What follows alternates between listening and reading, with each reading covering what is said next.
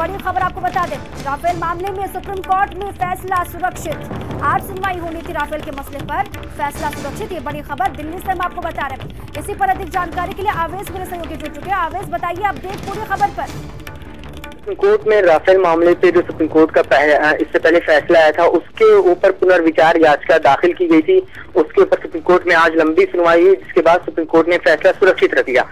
Supreme court में जब फैसला सुनवाई हुई थी, उस दौरान कई महत्वपूर्ण बातें केंद्र सरकार की तरफ से रखी गई। उसमें ये कहा गया अटॉर्नी जनरल की तरफ से कि कैग की रिपोर्ट के कुछ कागजात जो है, पहले की शुरुआती 3 कागजात वो गायब हैं और पूरा जो दस्तावेज मीडिया में आया है, जो लीक किया गया है, वो राष्ट्रीय सुरक्षा से जुड़ा हुआ है और ऑफिशियल एक्ट के तहत आता है। इसलिए इसके ऊपर जो है इसको सुनवाई से अलग करना चाहिए और इसके ऊपर कार्रवाई की, अवमानना की कार्रवाई जो है वो सुप्रीम कोर्ट में होनी चाहिए।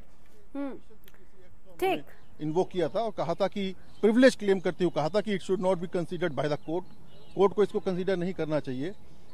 इसके ऊपर पिटीशन साइड से आज आर्ग्यू किया गया कि ये ऑलरेडी पब्लिक डोमेन में है, बहुत समय से पब्लिक डोमेन में है और इसको ये अनपब्लिश नहीं है।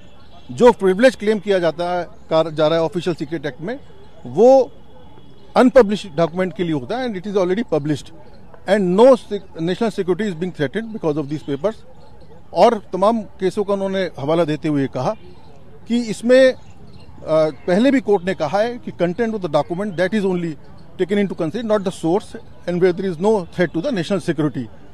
सुप्रीम कोर्ट ने उसमें बहुत 1 घंटे तक एक्सटेंसिवली आर्गूमेंट सुना और उसके बाद ऑर्डर को रिजर्व किया है। 1 घंटे सुनने के बाद में इस ऑब्जेक्शन को, जो ऑब्जेक्शन रेज किया था अटॉर्नी जनरल की तरफ से उन पेपर्स के ऊपर, और इसके बाद सुप्रीम कोर्ट इस पर जजमेंट डिलीवर करेगा।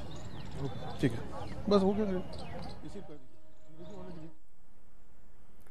तो पुनर्विचार याचिका पर कोर्ट में फैसला सुरक्षित। इसी पर मेरे सहयोगी आवेश फोन लाइन पर लगातार जुड़े हुए। आवेश, अब अगला इस पूरे मामले में क्या होगा, क्योंकि सुरक्षित है रख लिया कोर्ट ने, क्या क्या वहां पर हुआ ये बताइए। सुप्रीम कोर्ट अब इस मामले में कब फैसला सुनाएगा, ये सुप्रीम कोर्ट ही तारीख तय करेगा और उस वक्त हमें पता चलेगा कि क्या जिस तरह से डॉक्यूमेंट पब्लिक डोमेन में आए थे, द हिंदू की रिपोर्ट का हवाला दिया गया और एएनआई की रिपोर्ट का हवाला दिया गया, उन दस्तावेजों के ऊपर सुप्रीम कोर्ट में बहस हो रही है कि वो दस्तावेज जो है वो चोरी किए गए थे। पहले सुप्रीम कोर्ट में कहा गया, उसके बाद फिर केंद्र सरकार की तरफ से बयान बदला गया और ये कहा गया कि वो चोरी ओरिजिनल दस्तावेज नहीं, फोटोकॉपी कराकर वो गलत सोर्सेस की वजह से निकाले गए थे वहां से, मंत्रालय से। और सुप्रीम कोर्ट में आज भी जब बहस हो रही थी, उस दौरान ये मामला इस बात पे फिर से बहस हुई कि जो ऑफिशियल सीक्रेट एक्ट है उसका उदाहरण अटॉर्नी जनरल के वेणुगोपाल की तरफ से दिया गया और कहा कि ऐसे दस्तावेज जो चोरी से हासिल किए जाते हैं उनके खिलाफ जो है कार्रवाई की जानी चाहिए और ये सीधे सीधे देश की सुरक्षा से जुड़ा हुआ मामला है।